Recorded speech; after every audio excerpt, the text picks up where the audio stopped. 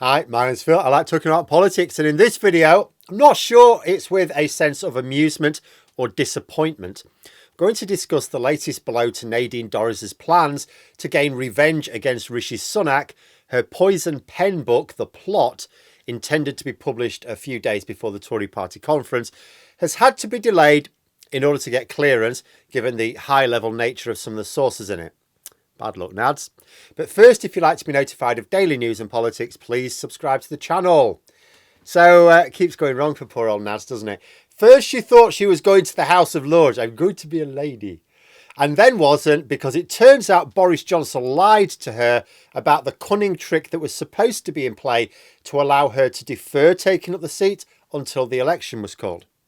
But rather than believe that her Boris, the most famous liar in the country, would lie to her, she decided to blame Rishi Sunak instead. Then she thought she'd get her own back by resigning and giving Sunak the headache of a by-election in a seat that, if lost, would be a major blow to his credibility.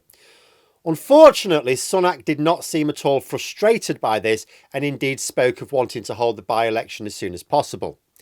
You what? Nad said, and then just didn't resign. Well, if you want me to resign, I'm not going to resign then.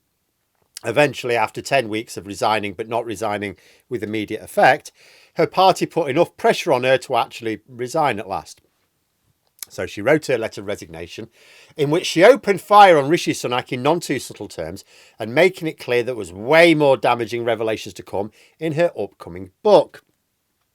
This book, by the way, which is a totally mature, totally emotionally stable, complete teardown of mean old Rishi Sunak. And it was to be published in 4 weeks, just ahead of the Conservative Party conference. I actually think, I have a sneaking suspicion, I'd said this some time ago, that she may have wanted to resign just before Parliament goes on recess so that she could gain maximum publicity for it.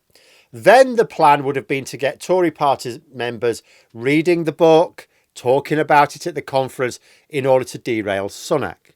Because remember, this party conference is really important for Rishi Sunak to get right.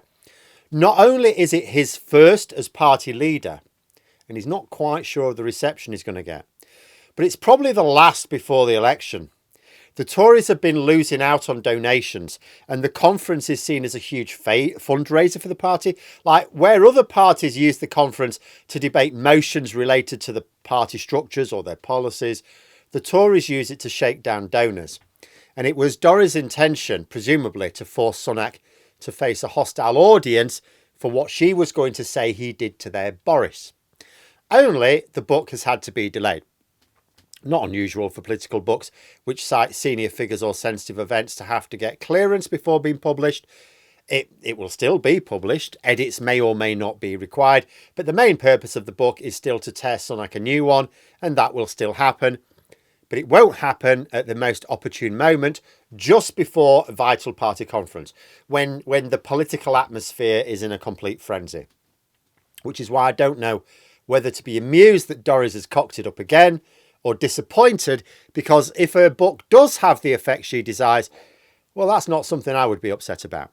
And it won't matter to Labour when it's published, I suppose, if there's anything useful in it. They can use it all the way to the election.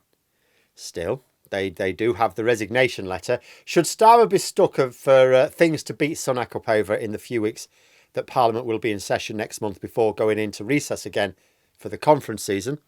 But I do wonder what it will mean for the sales of the book. I still think her best plan would have been resigning just before the publication for maximum attention, combining with the natural media focus on the party conference.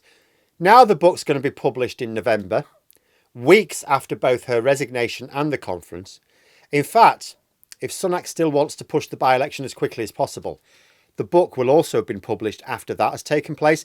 Now, if the Tories retain the seat, it's a very safe seat, then the whole thing may be considered a bit of a dead story at that point, and the book sales may slump. Or maybe the Tories will lose the by-election. Maybe the book will be scandalous enough to cause Sunak problems to mount up again. We shall see.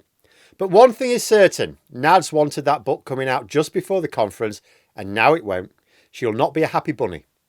I hope she still has plenty of gin, because if she runs out, she might turn nasty. But there we are. Those are my thoughts. Let me know yours in the comments below. I hope you found the video interesting. If you did, please click the like button. And if you'd like to support the channel further, the join button for memberships. And until next time, I'll see you later.